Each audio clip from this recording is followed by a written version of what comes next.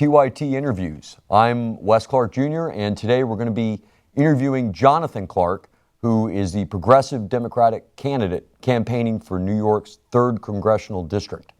Jonathan, are you with us? Yes, I'm here. Hey, how you doing? Pleasure to meet Good. you. So you're running for Steve Israel's seat in New York it's Long Island, right? Yes, it's New York, Long Island. And you came to my attention because I've been working with some of the climate mobilization folks. And you're one of the few people who's actually signed the climate mobilization to treat climate change as the World War II scale catastrophe that it seems to be. Yeah, and especially here on Long Island, I mean, we were very, very close to the water, and it's a very flat island. So any fluctuations in tides, anything like that, we're very severely hit. So I'm sort of surprised that here we don't have more of an environmental movement than we do. Me too. What's the elevation in the most of your district? The 3rd Congressional District, it has some of the higher points, but it's not more than 15, 20 feet above sea level. Oh, really? That's it? Yeah, I mean, there are some higher points, probably 30, but I mean, an average is probably 15. Wow. I had no idea the whole island was that low. And if you look at the changes that they've got forecasted ahead, if we don't get busy planning for it, it's going to wreck Long Island as well as Florida and a couple other states. But yeah, absolutely. This to me, what's important is getting people who understand this into Congress, because I'm not sure if you're aware, but the federal government is not doing any planning for how to deal with this. I've got a friend who actually is like a project manager and makes islands over in the Persian Gulf, and they had plans for, you have to build a new kind of machine to put a seawall around Long Island or New York City. And the government isn't even providing funding to come up with, prototypes for these machines for a situation that may hit us in as soon as 10 or 15 years. Yeah, absolutely. I mean, it just seems like we're in the epicenter. I mean, Florida, obviously, that's a very flat lowlands too. It's just, you would think that this would be where climate change mobilization would be coming out of. But we do have some good initiatives. They're going to put some big windmills out on the not on Long Island Sound, but out on the south coast of Long Island.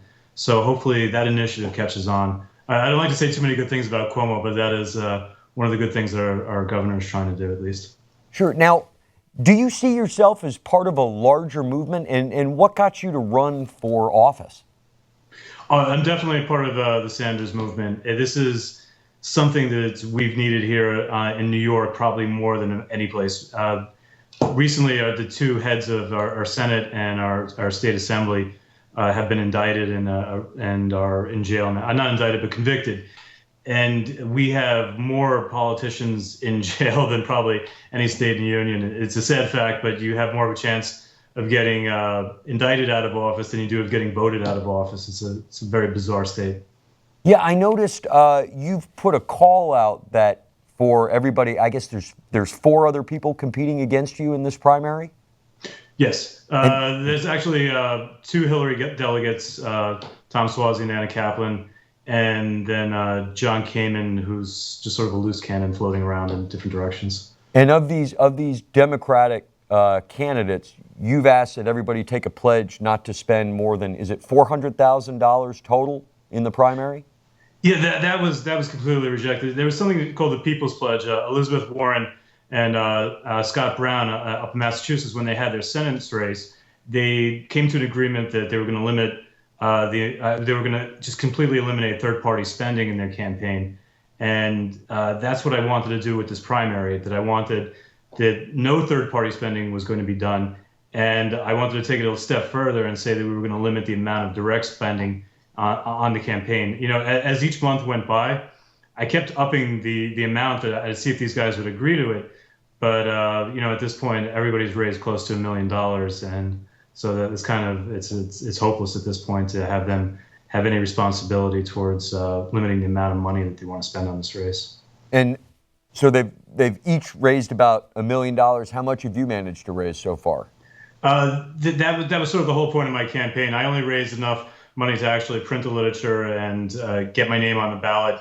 So I tried to stay under the actual FEC filing threshold, which is $5,000. So I've had 420 contributions, individual contributions. all averaging about $10. So we're just shy of the $5,000 mark. Nice. And how do you plan to get the vote out and materialize people out there to vote for you without having this huge war chest? Right. So, I mean, I personally, all day long, I go knocking on doors, handing out my literature. I do have a law firm to run also, so I can't do that constantly. But, come 5 o'clock, I go knocking on doors. And since I'm part of the birdie movement, I'm lucky enough that I have a good amount of volunteers that are helping me with this. So we have 100 on again, off again volunteers that will go out and knock on doors with me. I should also add that I know you also provide legal services for dog rescue groups in your Yes. district. And I'd just say, because my wife is really into dog rescue, they are helping you, right? Because that's one of the most motivated group of activists I think I've ever come into contact with. Oh yeah, they're phenomenal. That's one of the things that I want to do when I get into Congress. I want to pass good legislation for dogs specifically. The puppy mills are just out of control, and one of the proposals that I wanted was so they have the PAW Act, which was to provide veterans with service dogs, and it's $10,000 to $15,000 to actually train a service dog. So that proposal was getting some slack because how are you going to pay for it? But what I want to do is put a tax on puppy mills, so it would have two purposes. It would help veterans get access to these dogs, which would help with PTSD, and it would also curtail the amount of dogs that are actually being bred. Yeah, there's just, I mean, to really to see how kind of the lack of empathy in our society, all you have to do is just go down to a pound on any given day and look at the reasons people are giving up a dog that loved them. Absolutely. And that's when I say that I do pro bono services. One of the things that I would do is I'd provide free legal services to people who own dogs and they were getting thrown out of their house, either evicted or foreclosed on. And I would try to keep them in their house, just simply because if, especially here on Long Island, if you have to rent a house or an apartment, a lot of times it's not pet friendly, so you'd have to give up your dog. So if I keep the people in the house, I keep the dogs in the house too. Oh, that's great to hear. It is. I've been a renter most of my life in LA, and it's always so hard to find a place that'll permit you to have a dog. Yes, definitely. Going over a couple more things, how once let's say you can get to Congress through this four-way race, how once you get there are you going to enact campaign finance reform to clean up money in politics? Well, I think by the fact that I could make it in this election on such little amount of money, that this is what I'm hoping, and this is truly the ideal. We're going to see how it works out on June 28th. But and everyone knows that this is the most expensive congressional race in the entire country. This is the one that's going to be fought over probably the most. And it's Steve Israel stepping down. He was head of the DCCC. He was the top fundraiser. He was the guy, getting everybody out there dialing for dollars. So they know that this seat generates a tremendous amount of wealth. If I can take this race just by having a grassroots campaign with hundreds of volunteers, then it's going to send a message to other politicians that, hey, I don't have to go to the Koch brothers. I don't have to get all this big money to fund my campaign. All I need is a good message and motivate people to go out there and help me. So what I'm also hoping is that once I do get into office, I don't have to look to the big money to keep me there. What I can do is I can have town halls. I can bring the message to people during the off times from Congress so that I don't have to spend $1 million on an ad campaign to make sure that people know my name. So by doing this, I hope that it serves an example, and that the other other congressmen and congresswomen will see how this is being done, and they'll realize that they don't have to go to the big corporations to get funding. They can actually limit the amount of spending that they themselves do, and they'll be more amenable to passing campaign finance reform. Now, as an insurgent candidate who doesn't have the benefits of campaign finance reform, how hard is it for you to make progress in this race in New York State? We already know your opponents are massively funded, and it's an enormous amount of money being spent in the district. But how do you break through that more than knocking on doors and having 50 to 100 volunteers? Yeah, that is the challenge. And if I do fail, it's going to be because of that. And, it really does come down to having a message that's going to motivate volunteers, because, you can make a commercial, and even if it's a compelling commercial, it's very hard to actually get somebody out of their chair and to go vote.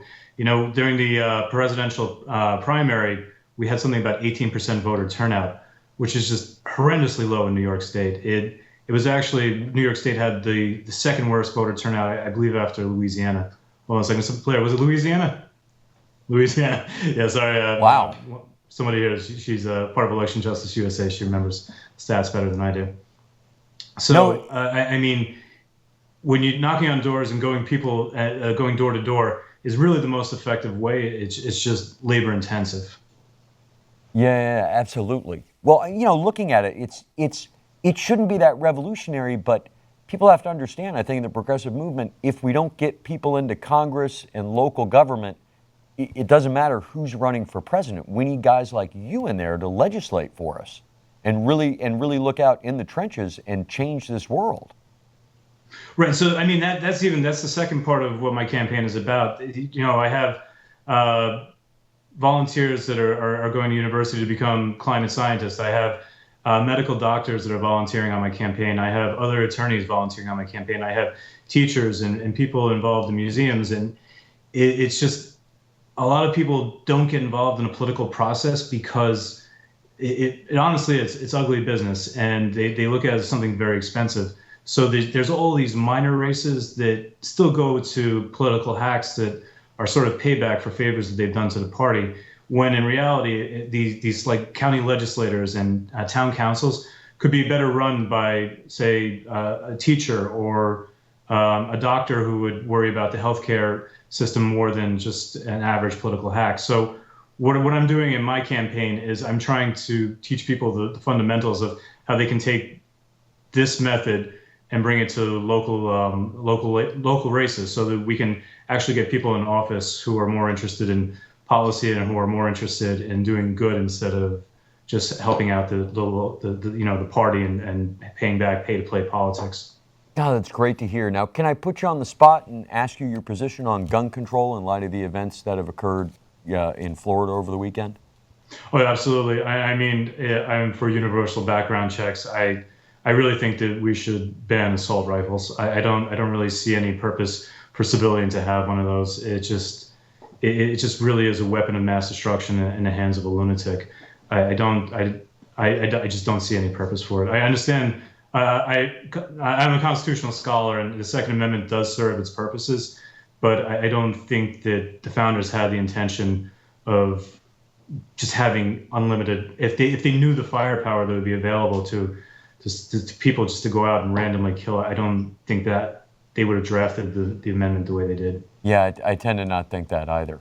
Well, Jonathan, when is the next event you have in New York, and what can we tell our listeners about where to go to get involved with your campaign and either volunteer or contribute? Well, the next debate that I'm having is on June 15th, and it's at Cold Spring Harbor Library here on Long Island. It's probably a small venue, so if we get flooded with people, it'd be kind of interesting. But if anybody wants to learn more about my campaign, they can go to clarkeforcongress.com. They can read more about me there. I definitely, the more volunteers I have, the better chance I have of winning. So if there's anybody within the area, it doesn't have to be in the 3rd Congressional District, but even around it, if they can come knock on some doors and make telephone calls, I would just greatly appreciate it. That's fantastic. And we should also point out it's Clarke with an E at the end of it, not Clarke without an E. Yeah, I mean, Clarke with an E, Clarke without an E, they're both great last names, so I think they work. I was always told the difference is that Clarke with an E on the end means it's an English Clarke, and without the E, it's a Scottish Clarke. Well, I've been told also that with the E, it's an Irish Clarke, so I don't know. I heard different things on that too. So, well, I'm Irish Catholic, so the E must be Irish. I don't know. Yeah, I grew up that way too, but I don't have the E. Yeah, I know. I think that we tell different stories depending. Maybe when I don't know, when we came to Ellis Island, they got lazy writing it, so the Clarke with the extra E are the more industrious Clarks. Well, listen, we have a few more minutes. I just want to go a little bit, over your background, so that people tuning in, they see, oh, look at this lawyer in his tie and suit sitting behind his desk, and they understand like where you're coming from and what your background is. Tell me a little bit about yourself, Jonathan. I already know, but I want you to share it with the viewers. So my father, he had me a little bit later in life, but he was a veteran of World War II. and he was disabled from the war. Mostly, uh, he suffered from a great amount of PTSD going throughout his life. So that's sort of what led to the disabilities. But so we grew up in a very, very poor area of Long Island in Freeport, which is sort of had a horrible school district. And I had to drop out of high school in my not my senior year, but the year before that. So the reason I had to drop out was to go to full-time work to support my father and myself. And I went to school at night, and I eventually went to a community college, and then to another city school in New York, where I graduated with a degree in philosophy. The entire time I was working, and I always wanted to be an attorney, but by the time I got out of school, I was just so far in debt. I had to take a job in the evil financial industry. So I worked in that sector until 2008 when the market crashed, and then I said, well, now it's time to go back to law school. So I graduated law school, and unfortunately, I graduated into the worst economic time for lawyers. So after I graduated law school, I actually drove a taxi for a year, and luckily I got hired after that. But it's been a rough climb to this point. But the important thing is you actually understand what most of us are struggling with and how most of us are actually living in this country. You would actually be a representative of the people.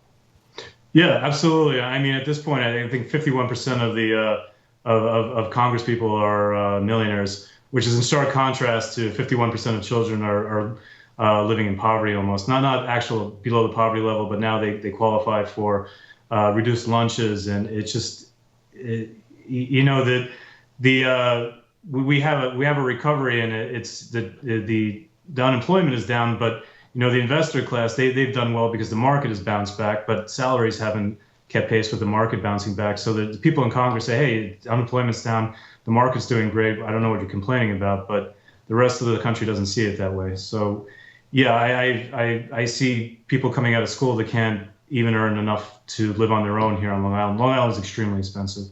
And just laboring under student loans and having to deal with parents that are sick, it's very, very difficult. And within this congressional district, it's very, very wealthy, and everybody that's running is very, very wealthy, and they don't really see these problems. They hear about them, they understand them, but they don't really understand it. And I think you have to kind of go through it to really understand it. I think so too. It's like parenthood. You kind of have to have one before you really get it. But when you get in, how do we fix this problem of income inequality and what is increasingly a more and more what seems like an unjust economic world that we're living in?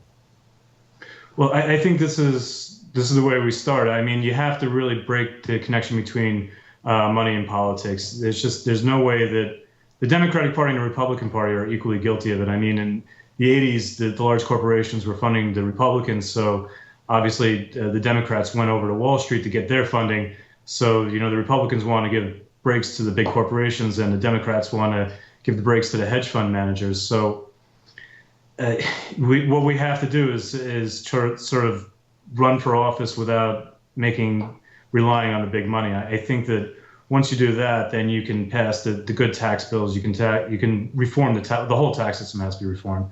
But if you try to reform it now, it's just going to be done by lobbyists. So obviously, we have to get rid of Citizens United. We have to break the link between money and politics. Until that point, I really don't know if we're going to be able to effectively combat income inequality and wealth inequality, not just income, but wealth inequality. I so hope we can. Well, that about wraps up our time with you, Jonathan. Once again, Jonathan Clarke for Congress, CLARKE, New York's 3rd District. TYT Army, let's get out there, volunteer, and help get some progressives elected into Congress. Jonathan, I hope you'll come back and meet with us again as the Democratic candidate to run in the general election this fall. Absolutely. I hope June 28th, I hope I'm elected, and I'll be on your show the next day if you want. You got it. June 28th. Get out there, TYT. Help this man out.